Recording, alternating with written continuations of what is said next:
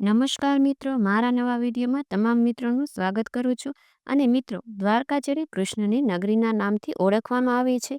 મહાભારતના યુદ્ધ પછી ભગવાન શ્રી કૃષ્ણએ પોતાના જીવનની કેટલીક ક્ષણો ગુજરાતમાં એટલે કે સૌરાષ્ટ્રમાં વિતાવી હતી. અને ભગવાન શ્રી કૃષ્ણના પ્રસ્થાન બાદ દ્વારકા દરિયામાં ડૂબી જવી એ એકમાત્ર ઐતિહાસિક ઘટના ન હતી, પરંતુ એ એક આધ્યાત્મિકતાના દ્રષ્ટિકોણથી કળિયુગની શરૂઆત થવાની હતી. કે ભગવાન શ્રી કૃષ્ણ કે જેને હિન્દુ ધર્મમાં ભગવાન વિષ્ણુના 8મા અવતાર માનવામાં આવે છે અને જેણે પોતાની લીલાઓથી દુનિયાને સત્ય, ધર્મ અને ન્યાયનો માર્ગ દેખાડ્યો છે, પરંતુ તેમના પૃથ્વી પરથી પ્રસ્થાન કર્યા બાદ દ્વારકા જે તેમની રાજધાની હતી અને આજ દ્વારકા નગરી કે તેની સાથે શું થયું, આ એક એવો સવાલ છે અને જે સદીઓથી લોકોના મનમાં ગુંજતો રહ્યો છે.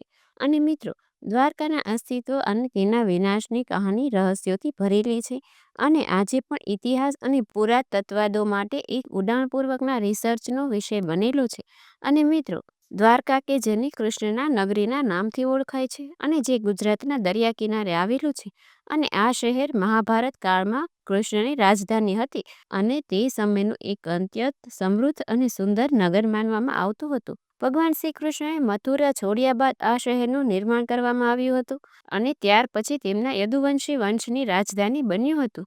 અને મહાભારતના યુદ્ધ પછી ભગવાન શ્રી કૃષ્ણએ પોતાના જીવનની કેટલીક ક્ષણો ગુજરાતની અંદર વિતાવી હતી અને ભગવાન શ્રી કૃષ્ણનું નિધન મુસલ પરંપરા અનુસાર થયું અને ત્યારબાદ તેમનું શરીર ધરતી પરથી અંતર્ધ્યાન થયું અને તેમના પ્રસ્થાન બાદ દ્વારકાના વિનાશની ભવિષ્યવાણી પૂરી થઈ હતી. અને એવું પણ કહેવામાં આવે છે કે ભગવાન શ્રી કૃષ્ણના પ્રસ્થાન બાદ દ્વારકા નગરી ધીરે ધીરે દરિયામાં ડૂબવા લાગી અને દ્વારકા નગરીનું મહાભારતમાં પણ વિનાશનું વર્ણન કરવામાં આવ્યું છે કે શ્રી કૃષ્ણના અંત પછી દ્વારકા નગરી દરિયામાં ડૂબી ગઈ અને આ ઘટના ભગવાનના અવતારનું ધરતી પર સમાપ્ત હોવાનું પ્રતીક માનવામાં આવે છે. અને તાજેતરમાં પણ દ્વારકાના અવશેષોની શોધ અને અધ્યય કાર્ય ચાલુ છે અને 1980ના દશકમાં ભારતીય પુરાતત્વ સર્વેક્ષણ દ્વારા દરિયાની અંદર શોધ ચાલુ કરી અને જેમાં દ્વારકાના અવશેષો મળ્યા અને આ અવશેષોમાં પથ્થરના સ્તંભ, દિવાલો અને જળમગ્ન રચનાઓ સામેલ છે અને જે સંકેત આપે છે કે ક્યારેક અહીંયા પણ સમૃદ્ધ અને વિશાળ દ્વારકા નગરી હતી.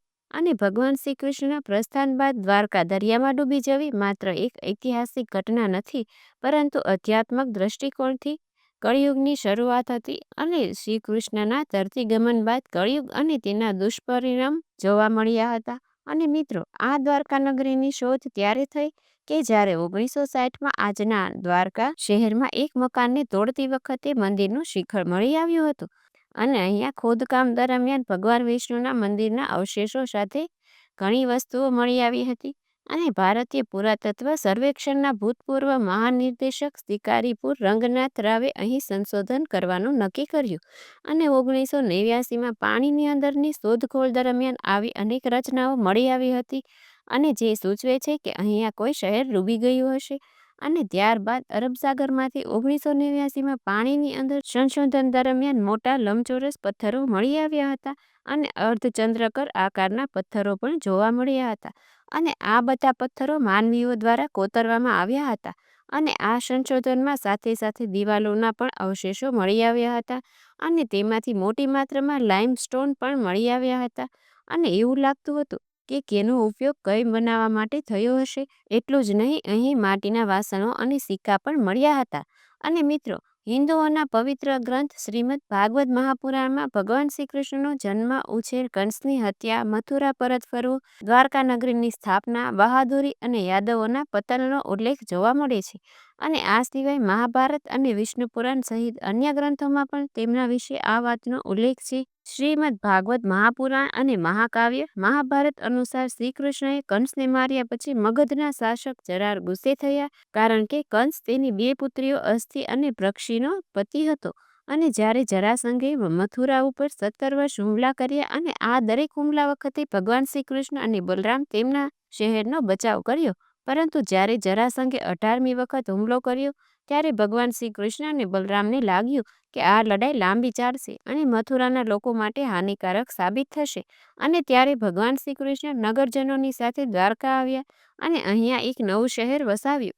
અને મિત્રો, ધાર્મિક માન્યતાઓ અનુસાર નવા શહેરની સ્થાપના માટે કૃષ્ણએ સમુદ્રમાંથી જમીન મેળવી હતી અને આ શહેરના દેવતાઓના આર્કિટેક્ટ ભગવાન વિશ્વકર્મા દ્વારા બનાવવામાં આવ્યું હતું. અને માન્યતા અનુસાર આ શહેરની અંદર ભગવાન શ્રી કૃષ્ણની 16,000 પત્નીઓ માટે મહેલો અને નગરવાસીઓ માટે મકાન બનાવ્યા હતા. અને મથુરા છોડ્યા પછી કૃષ્ણ રણછોડ તરીકે ઓળખાવા લાગ્યા. અને જ્યારે દ્વારકાના સ્થાપક તરીકે તેને દ્વારકાધીશ પણ કહેવામાં આવે છે. અને હિન્દુ માન્યતા અનુસાર ભગવાન રામ વિષ્ણુના 7મા અવતાર હતા. અને રામાયણ તેમનું જીવન ચરિત્ર છે. અને ભગવાન શ્રી રામ મર્યાદા પુરુષોત્તમ હતા. અને જ્યારે ભગવાન શ્રી કૃષ્ણ પૂર્ણ પુરુષોત્તમ હતા. અને ભગવાન કૃષ્ણના વૈકુંઠના નિવાસ બાદ દ્વારકામાં પૂર આવ્યું હતું. અને મિત્રો, એક માન્યતા એવી પણ છે કે જ્યારે કુરુક્ષેત્ર યુદ્ધના અંત પછી ભગવાન શ્રી કૃષ્ણ કૌરવોની માતા ગંધારીને મળવા ગયા.